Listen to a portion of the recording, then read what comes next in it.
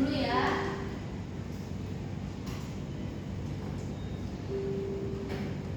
Adakah yang nggak masuk hari ini? Ada. Siapa? Naswa. Sabila. Ya, sakit dulu. Kenapa? Sabila sakit kakinya.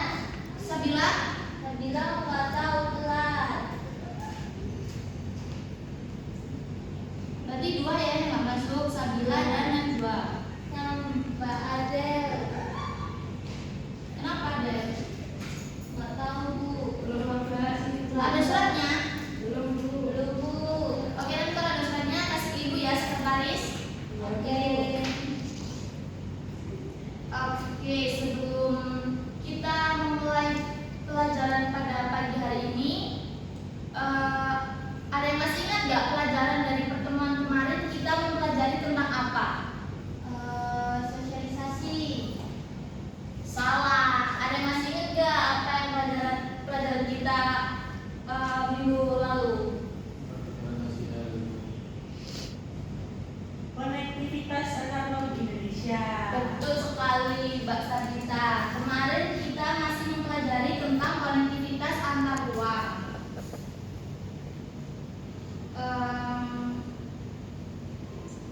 Ada yang masih ingat nggak apa yang dimaksud dengan konektivitas antar ruang atau interaksi antar ruang? Ada yang masih ingat?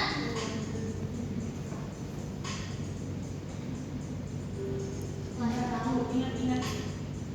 Hubungan timbal balik Bu. Betul. Lainnya ada yang berpendapat lain? Oh sama, coba yang beda. Apa coba ayo?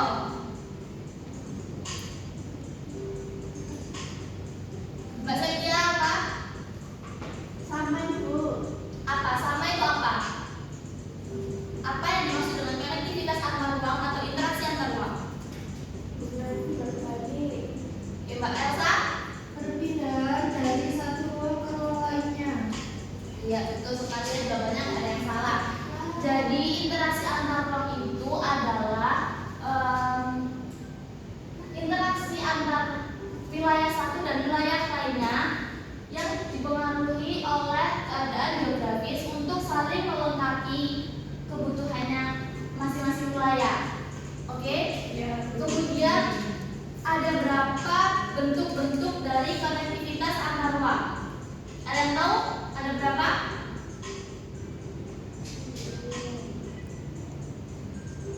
Mas Farel, kenapa melamun? Coba sebutkan ada berapa bentuk-bentuk konektivitas? Hubungan antar manusia, antar manusia dan alam. Kurang tepat. Ada 3 Bu. Iya betul Mbak Sabita, coba.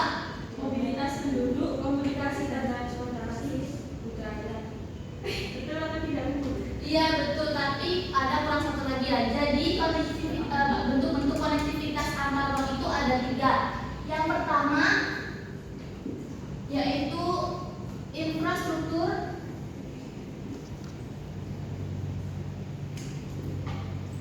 dan transportasi. Contohnya jalan raya, rel kereta api, terus apa lagi? Ini. Bandara, betul. Pelabuhan. Terminal, Pelabuhan Bu, ya. Terus yang kedua komunikasi. satelit, Contohnya satelit. Ya betul. Terus kemudian apa lagi? Internet, telepon, sinyal, media sosial. radio Bu, Kemudian yang ketiga distribusi barang dan Jasa. betul. Contohnya penyaluran barang dan jasa dari produsen ke Konsumen. Betul sekali. Nah, itu tadi kita mengulas kembali materi kita sebelumnya ya. Nah, untuk pertemuan kita pada pagi hari ini, kita punya 4 tujuan pembelajaran. Yang pertama yaitu mengidentifikasi bentuk-bentuk konektivitas antar ruang yang ditampilkan dalam video. Yang kedua, menganalisis permasalahan yang muncul akibat keterbatasan atau ketimpangan konektivitas. Kemudian yang ketiga, mengaitkan dampak dari konektivitas antar ruang terhadap aktivitas sosial, ekonomi, dan juga budaya. Dan yang terakhir, kalian nanti akan menyampaikan hasil analisis kalian secara kolaboratif dalam bentuk presentasi.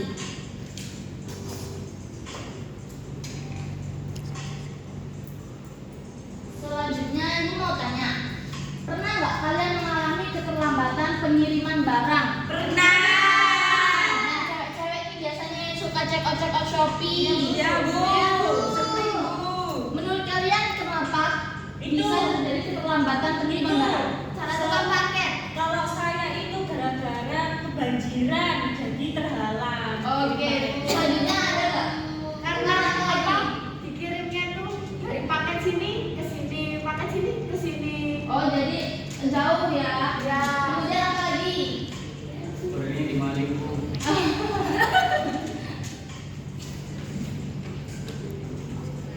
Oke, selanjutnya ini mau kalian baca artikel ini. 3 menit cukup ya? Aduh. Iya. Oke, kalian baca dulu.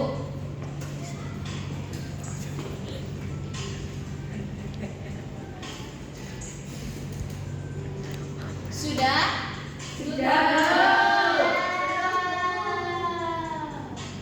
Sudah. Belum. Sudah. Oke, sudah ya. Menurut yang kalian baca, kenapa hal tersebut bisa terjadi? Kenapa harga barang-barang di Papua bisa 10 kali lipat lebih mahal daripada harga-harga barang di Pulau Jawa? Karena faktor geografis. Iya, lalu fasilitas. Oke. Lalu ibu mau kalian lihat video ini.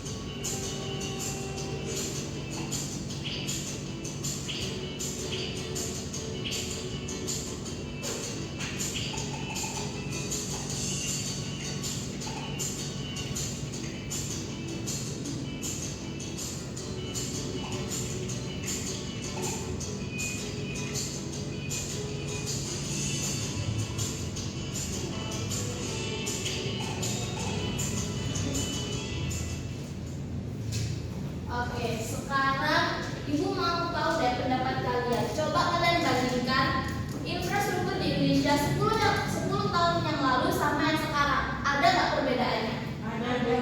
Banyak nggak perbedaannya? Banyak. Apa coba sebutkan? Yang dulunya belum ada pembangunan, terus sekarang ada. Oke, terus yang lainnya? Bandara Bu. Kenapa bandaranya? Bandara yang di Kediri kalau di Bodomo itu nggak ada. Saya nggak ada bandara Bu di mana Bu. Terus ada. Oke, jadi dulu kurang banyak ya infrastrukturnya. Sekarang sudah terbangun banyak sekali. Sekarang ibu tugaskan kalian untuk berdiskusi ya. Langsung saja biar cepat kalian dibagi menjadi 2 kelompok. Kelompok anggur dan juga kelompok apel. Masing-masing maju yuk buat ini. Ayo dong. Yuk. Wah, dijaga cari. Waktu berdiskusi 5 menit cukup? Cukup. Ya udah, ayo. Segera ya.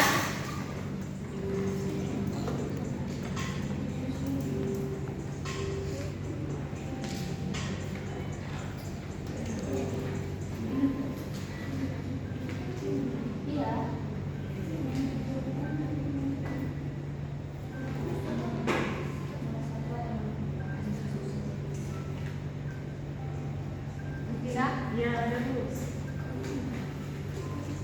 Ada kesulitan? Tidak Ibu. Apa? Iya.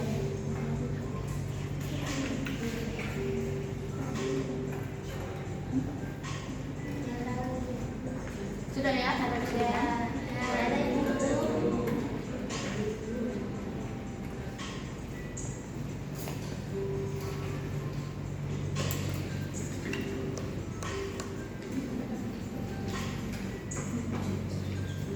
Sudah Bu. Sudah selesai diskusinya? Sudah. Oke, siapa yang mau maju dulu untuk presentasi? Kelompok apel atau kelompok apel? Oke, kelompok apel silakan presentasi.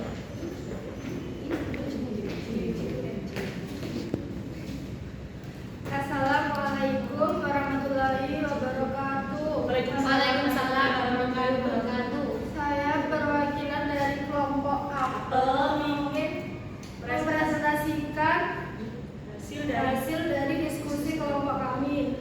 Kelompok apel mendapatkan diskusi tentang mengapa daerah dengan infrastruktur jalan dan pelabuhan yang baik cenderung lebih maju daripada daerah terpencil. Jelaskan dalam aspek sosial, ekonomi, dan lingkungan. Yang pertama dari aspek sosial yaitu aksesibilitas yang lebih baik, memudahkan penduduk untuk berinteraksi dan bertukar informasi dengan wilayah lain. Hal ini tuh dapat memperluas wawasan, mempercepat adopsi teknologi dan meningkatkan kesadaran terhadap pentingnya pendidikan. Kemudian dari aspek ekonomi ada infrastruktur yang baik, menurunkan biaya logistik dan distribusi barang. Hal ini itu membuat harga barang lebih kompetitif dan meningkatkan daya beli masyarakat.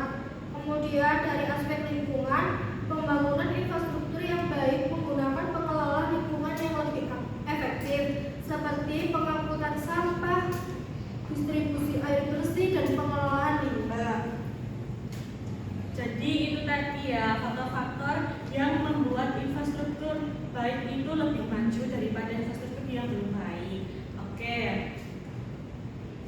Dan sekian dari presentasi dari kelompok kami. Kami ucapkan terima kasih. Wassalamualaikum warahmatullahi wabarakatuh. Tepuk tangan untuk kelompok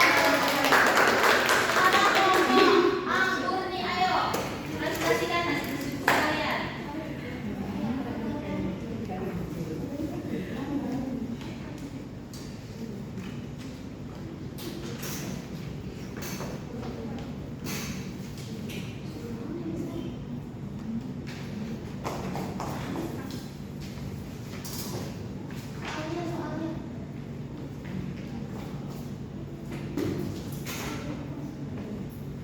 Soalnya yaitu bagaimana konektivitas yang buruk mempengaruhi pendidikan dan kesehatan di daerah terpencil. Jelaskan dalam aspek sosial, ekonomi, dan lingkungan. Jadi kalau dari aspek sosial itu yang pertama, anak-anak dan remaja di daerah terpencil itu jadi sulit mengakses sekolah yang berkualitas karena jaraknya yang jauh. Jadi menyebabkan tingginya angka putus sekolah. Dalam aspek ekonomi ada produktivitas masyarakat yang rendah karena kesehatan dan pendidikan yang buruk, berdampak langsung pada kemampuan bekerja dan berusaha. Dan yang terakhir ada aspek lingkungan. Sulitnya akses layanan sanitasi dan pengelolaan sampah menyebabkan lingkungan menjadi tidak sehat dan berdampak pada kualitas hidup dan kesehatan masyarakat. Sekian presentasi dari kelompok kami. Terima kasih. Terus tepuk tangan untuk kelompok anggur. Mbak Elsa kenapa makan belum sarapan, Kak? Oke, karena Ibu rasa kalian semua sudah cukup paham ya dengan materi konektivitas antar ini. Paham. Oke, kalau paham, coba Mbak Sabita simpulkan apa yang kalian sudah pelajari pada pagi hari ini. Jadi konektivitas antar ruang itu ada infrastruktur dan transportasi, komunikasi, sama distribusi barang dan jasa. Terus kemudian kita tadi juga belajar kenapa infrastruktur yang baik itu bisa membuat daerah itu tadi lebih maju. Karena ya emang infrastruktur itu mempermudah akses untuk barang sampai ke konsumen seperti itu. Oke, tepuk tangan Mbak Sabita. Sekarang perwakilan dari kelompok anggur nih, coba Mas Farel. Apa yang telah dipelajari hari ini dapat apa aja? Jadi kita tahu kalau infrastruktur dan transportasi, komunikasi, distribusi barang dan jasa itu sangat penting, terutama di Indonesia ya, karena di Indonesia sendiri untuk infrastruktur dan yang lain-lain itu tidak merata gitu oleh Pak Jokowi tadi. Oke, tepuk tangan buat kelompok atur dan kelompok atur. Karena waktu pelajaran sudah hampir habis, mungkin Ibu cukupkan pelajaran pada pagi hari ini. Jangan lupa untuk terus belajar dan jangan lupa untuk mempelajari materi kita untuk pertemuan minggu depan. Oke? Siap. Sebelum akhiri, coba itu dong perwakilan buat membaca doa. Ayo, Sebelum Mbak Elsa.